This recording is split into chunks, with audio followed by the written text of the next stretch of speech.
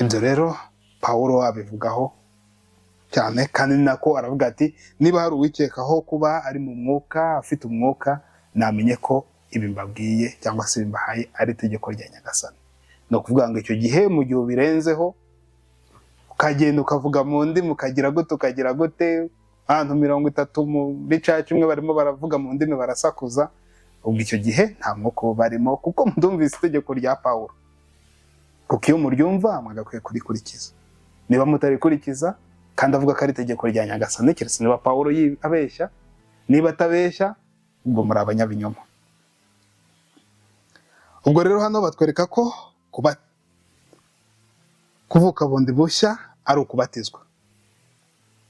Ikintu kibyemeza uretse no muri biya babitugaragariza, byemezwa n'abakristo ba kera, harimo nka Justin Martyr mu 151, mu nyandiko yanditse mu 151 muri yitwa First Apology.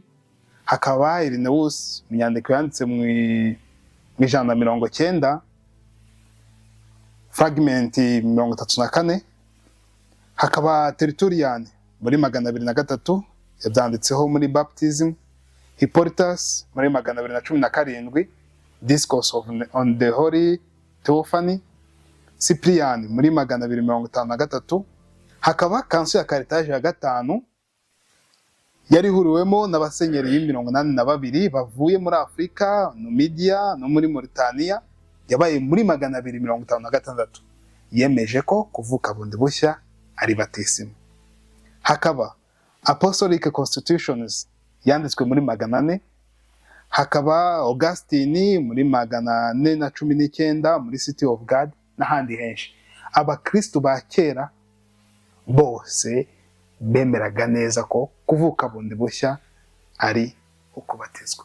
Niba abakristo bigishijwe n'intumwa bemeza ko kuvuka bundi bushya ari ukubatizwa, ndeho mu 2000 harya n'ingijije kuvuguruza intumwa avuga ko kuvuka bundi bushya ati ikindi kitari ukubatizwa.